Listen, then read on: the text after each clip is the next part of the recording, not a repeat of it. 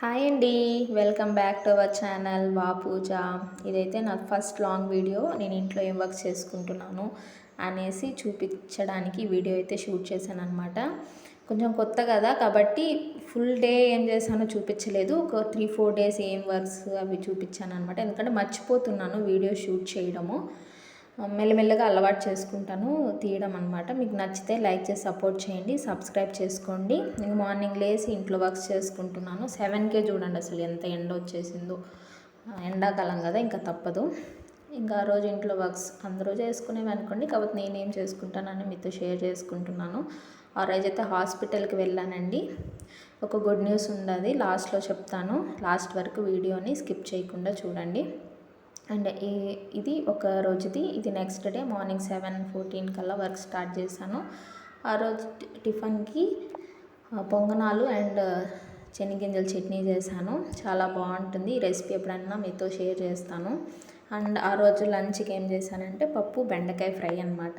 చాలా బాగుంటుంది కదా ఈ కాంబినేషన్. ఎంతమందికి ఇష్టమో కామెంట్ బాక్స్లో కమెంట్ చేయండి. ఆ రోజు ఈవినింగ్ అయితే ఫుల్ వర్షం పడిందండి. ఇంకా వర్షం పడుతుంటే ఇంకా నేను ఇంట్లో వంటలు పనులు ఉంటాయి కదా, అవి చేసుకుంటున్నాను అనమాట. కూరాకులు తెచ్చుకున్నవన్నీ వలిచి స్టోర్ చేసుకున్నాను. ఈ వీడియో వచ్చేసి నేను షార్ట్ వీడియో కూడా పోస్ట్ చేశాను ఎలా స్టోర్ చేసుకోవాలని. మనం ఎప్పుడు కూరాకులు అవి తెచ్చుకున్న 2-3 డేస్కి అలానే పెట్టేసామంటే ఫ్రిడ్జ్లో కానీ బయట కానీ వాడిపోతాయి కదా. బయట పెడితే ఇంకా త్వరగానే వాడిపోతాయి. ఎండలు ఎక్కువ ఉంటే హాఫ్ డేకే వాడిపోతాయి. ఫ్రిడ్జ్లో పెడితే ఒక 2 డేస్కి అలా వాడిపోతాయి. ఇలా ఒలిచి స్టోర్ చేసి పెట్టుకుంటే ఒక 1 వీక్ పైనే ఉంటాయి. టిష్యూ వేసి పెట్టుకున్నామంటే వాటర్ ఏదన్నా రిలీజ్ అయినా అంత టిష్యూ లాక్కుంటుంది కాబట్టి ఎక్కువ రోజులు స్టోర్ ఉంటుంది. మీకు ఈ టిప్ నచ్చితే మీరు కూడా యూజ్ చేసుకోండి. అందరికీ తెలిసే ఉంటుంది, కానీ తెలియని వాళ్ళ కోసం చెప్తున్నాను. అండ్ నేను గుడ్ న్యూస్ అని చెప్పాను కదండి. ఇప్పుడైతే నాకు 7th మంత్ రన్నింగ్ అండి. కాబట్టి హాస్పిటల్కి వెళ్ళాను. బేబీ అంతా బాగుంది. నెక్స్ట్ నుంచి షార్ట్స్కి నేను ఏం తిన్నాను మార్నింగ్ లేసి అన్నీ షేర్ చేసుకుంటాను, ఏమేమి తీసుకుంటున్నాను అని చెప్పేసి. మీరు ఏదన్నా సజెషన్స్ ఇవ్వాలన్నా కూడా నాకు కమెంట్ బాక్స్లో కమెంట్ చేయండి. ఏం తింటే బాగుంటుంది ప్రెగ్నెన్సీ టైంలో, ఏమేమి ఫుడ్ తీసుకుంటే బాగుంటుంది, ఎలాంటి ఫుడ్ తీసుకోవాలి, ఇలా చెప్పండి కమెంట్ బాక్స్లో. అండ్ ఇది ఆ రోజు నైటే, అదే ఆకుకూరలు వచ్చాను కదా ఆ రోజు నైటే ఇంకా బీరకాయ పప్పు బీట్రూట్ ఫ్రై చేశాను అనమాట. ఇంక ముందు రోజు చేసిన గోగాకు పచ్చడి ఉంటే అది కూడా వేసుకొని తినేసామన్నమాట. బీరకాయ పప్పు అయితే చాలా బాగా వచ్చింది. రెసిపీ అయితే షూట్ చేయలేదు, ఈసారి తీసినప్పుడు మీకు షేర్ చేస్తాను. ఇదన్నమాట ఆ రోజు మా డిన్నర్ ప్లేట్.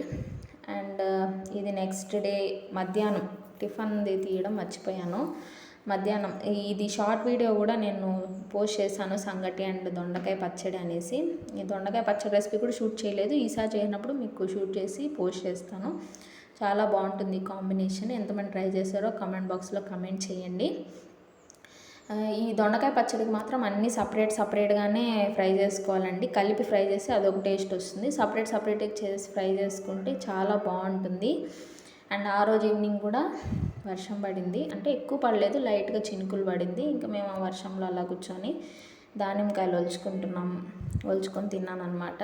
దానిమ్మకాయలు మాత్రము అసలు ఏంటో అండి, 1/2 kg ఏమో తెస్తే మొత్తం తెల్లగానే ఉందండి లోపల. ఇది ఎలా కొనుక్కోవాలో, ఎలా సెలెక్ట్ చేసుకోవాలో కమెంట్ బాక్స్లో కమెంట్ చేయండి.